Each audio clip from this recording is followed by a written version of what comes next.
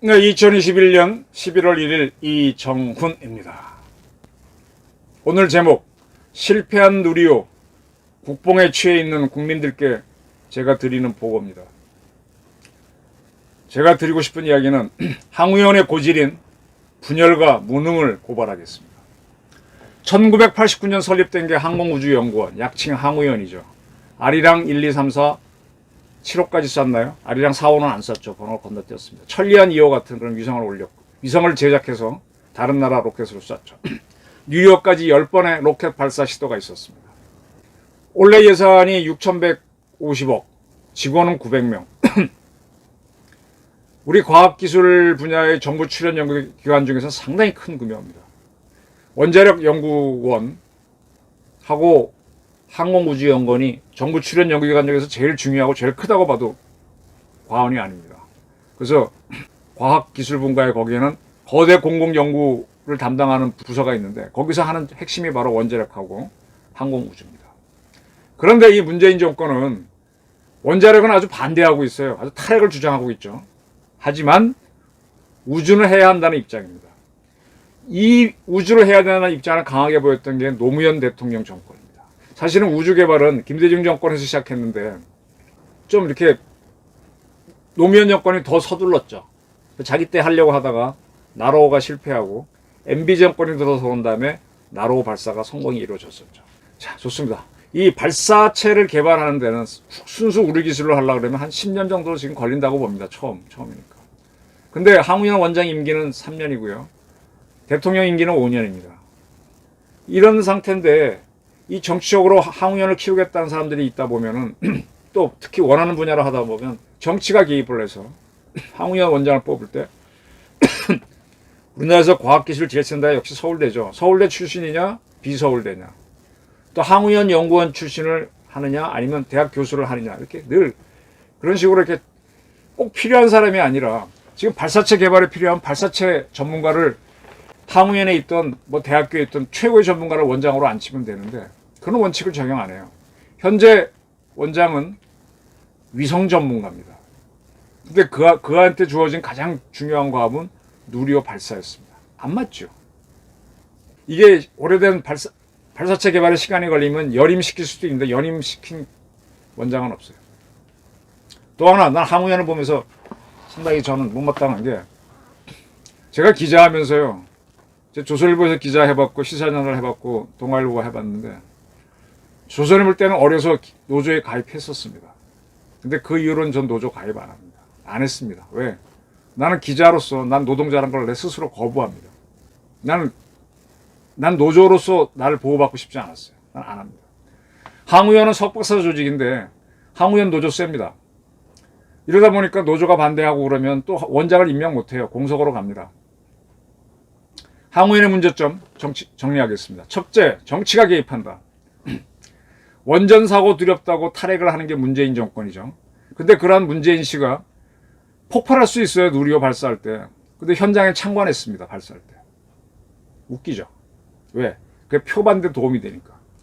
노무현 정권은 탈핵은 하지 않았습니다. 그러나 우주 개발은 적극적으로 해갖고 그때 우리나라 최초의 우주인 러시아 발사체에 태워서 이소연 씨 탄생시키고 막 그랬죠.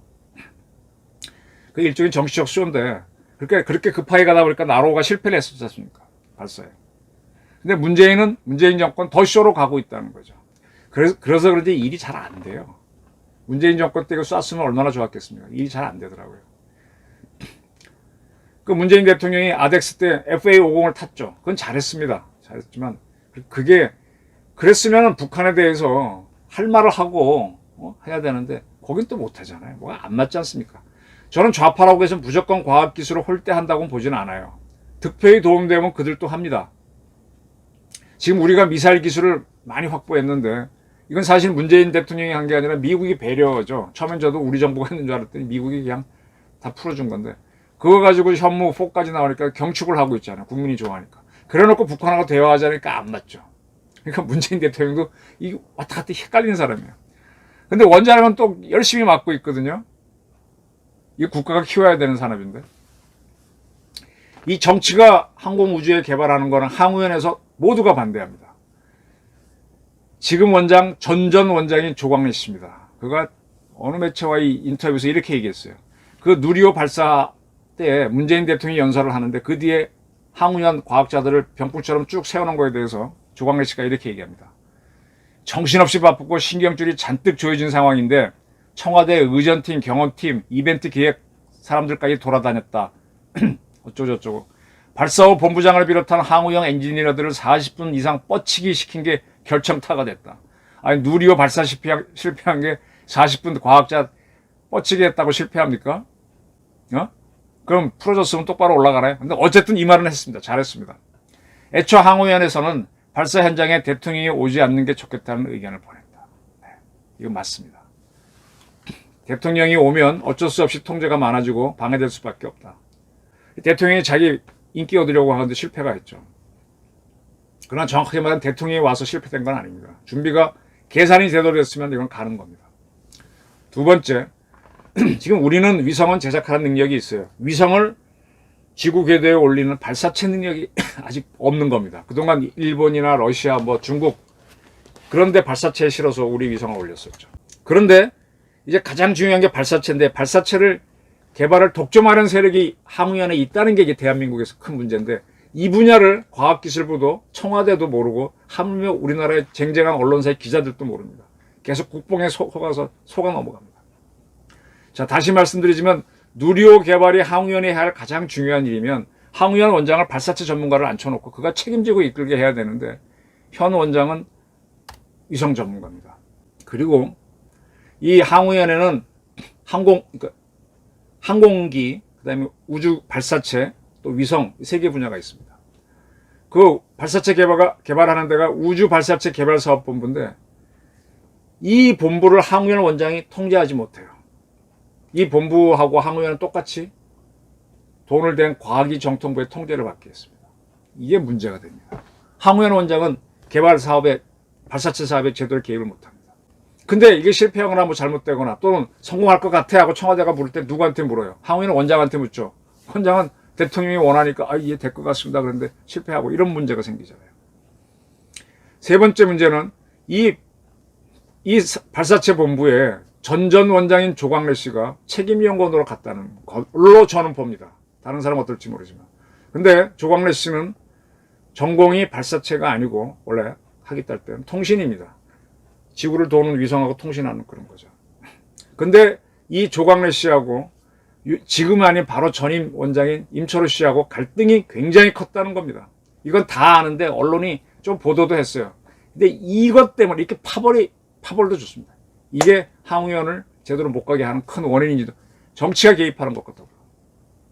2018년 1월 달에 임철호 원장이 직원을 때렸다 어쨌다는 사건이 있었습니다.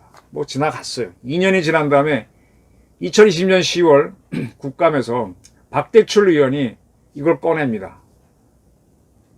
그 임철호 원장한테 질의를 해서 죄송하다 그걸 받아내니까 과기정통부가 감사관실에서 그를 조사하고 난 다음에 국가과학기술연구회에 해임 처분을 요청합니다. 그럴 때 항우연 노조는 해임은 반대한다고 의견을 밝혔습니다. 굉장히 시끄러워졌죠. 그때 김승조, 이주진, 최동환, 장근호, 홍재학 전부 다 항우연 원장을 지낸 분들입니다. 안동만 우리 미사일 개발하고 있는 ADD 원장 지낸 분, 박하영, 최태인 한국기계연구원 원장 지낸 분, 양명숙 원자력연구원 원장 지낸 분, 이규호 화학연구원 원장 지낸 분, 이런 이태식 건설기술연구원 원장 지낸 전직 원장 11명이 임철호 원장에 대한 과기부 감사관실에 해임 처분을 철회해달라는 탄원서를 과기부에 제출합니다. 무슨 내용인가 하면요. 항공우주연구원에는 항공기 분야, 위성 분야, 발사체 분야 3대 분야가 있습니다. 근데 서로 중복된 영역이 있죠. 그죠? 통신은 다 들어갈 거고. 그래서 하다 보면 어느 한쪽이 막 이쪽 발사체에서 개발할 때는 이쪽 거 갖다 쓸 수도 있고 또 남으면 일로 보낼 수도 있고 그럴 수도 있잖아요. 그렇게 하려면 원장이 이걸 유기적으로 통제해야 되는데 아까 말한 대로 발사체 분야는 딱 떨어져서 독자적으로 하도록 해버렸어요.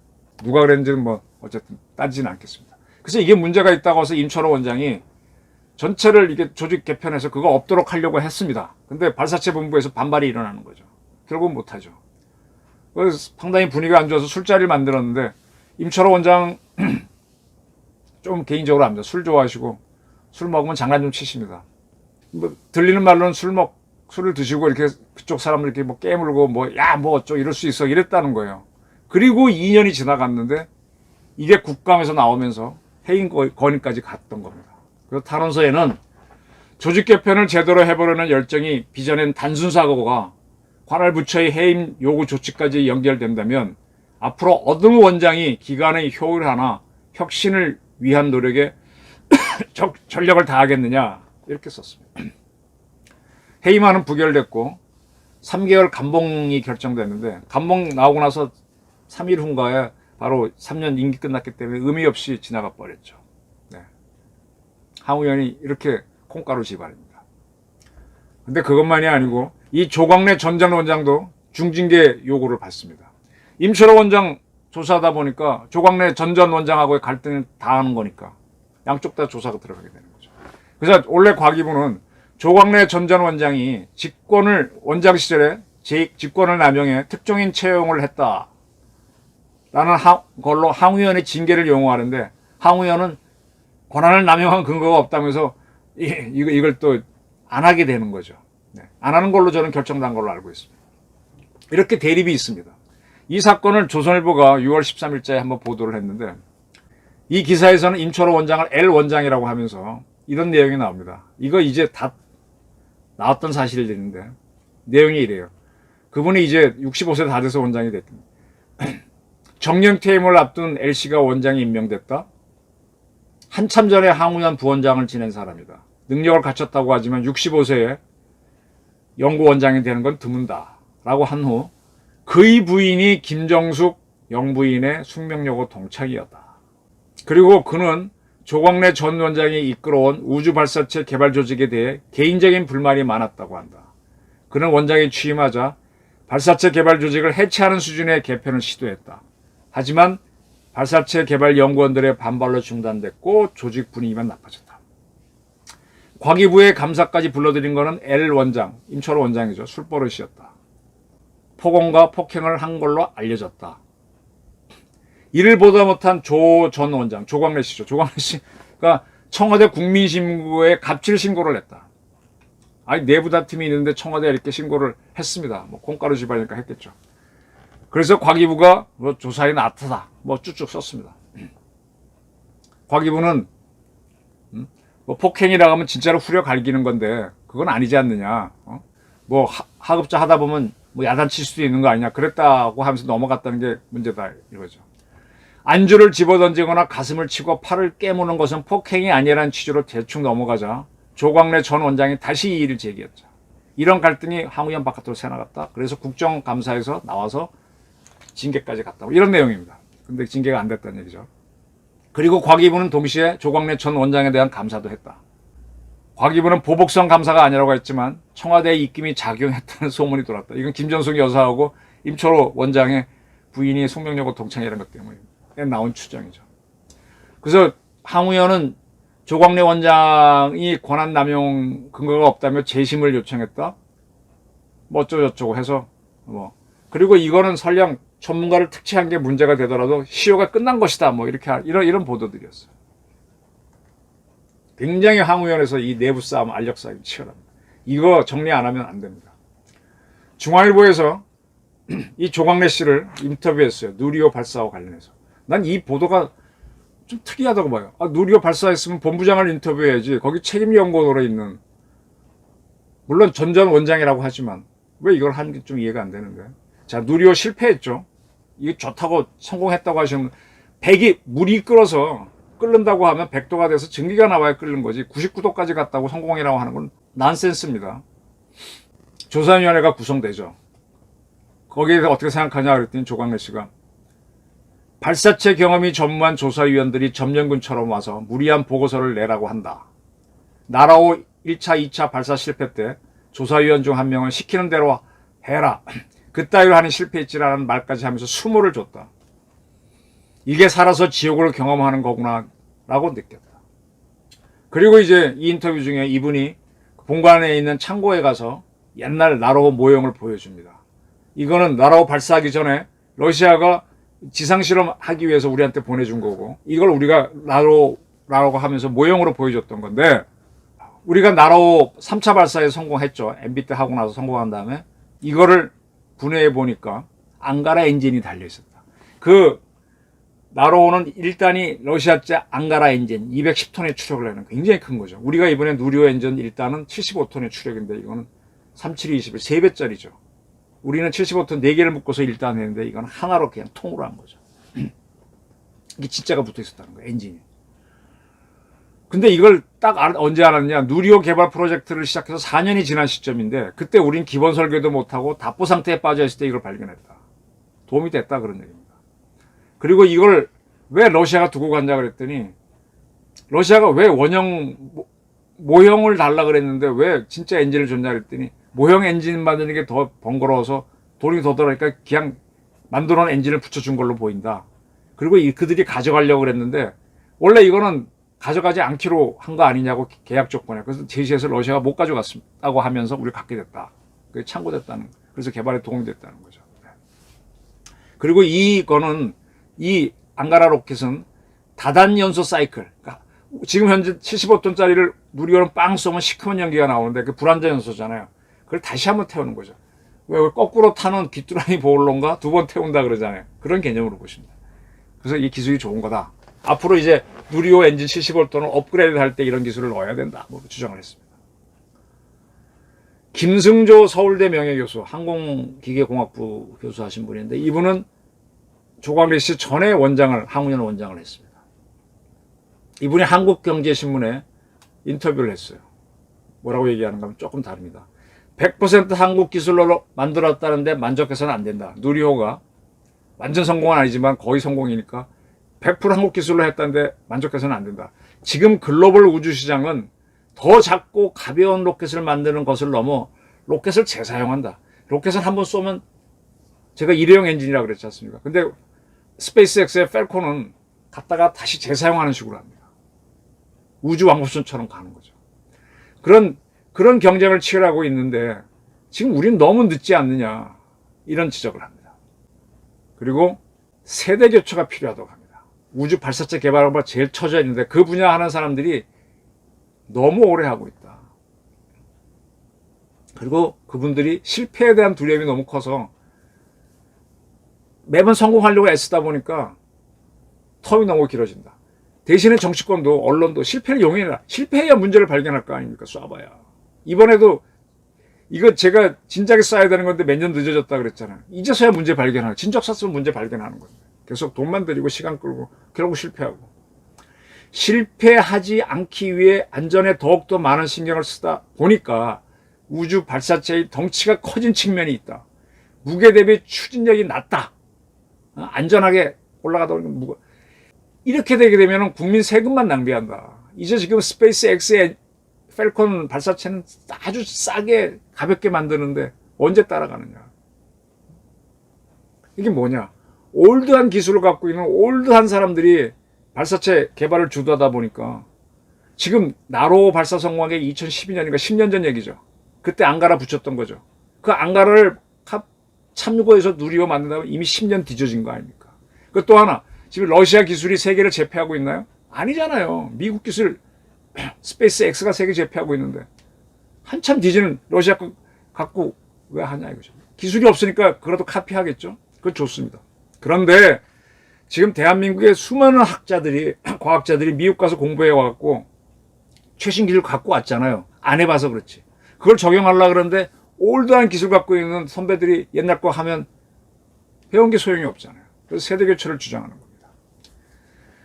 한국 우주 산업의 발전에 실질적인 도움이 되기 위해서는 나로를 업그레이드한 누리호로는 부족하다. 10년 전과 똑같은 기술을 우리 손으로 만드는데 목표를 두는 것을 10년 전 기술을 이제 우리 손으로 만드는 게 목표를 두면 어떡합니까? 그걸 넘어 처음부터 새로운 로켓 개발을 목표로 해야 된다. 이런 주장을 했습니다. 그래서 우주산업계 세대 교체가 필요하다고 주장. 조광래 씨가 또 한겨레에 글을 보냈어요. 그 이분기를 잘 보셔야 됩니다. 이분은 다른 이야기입니다. 물론 발사 성공이냐 실패냐의 결과도 중요하지만 우리는 이번 발사로 우주 발사체 개발 기술을 확보했다. 발사하는 기술은 확보했죠.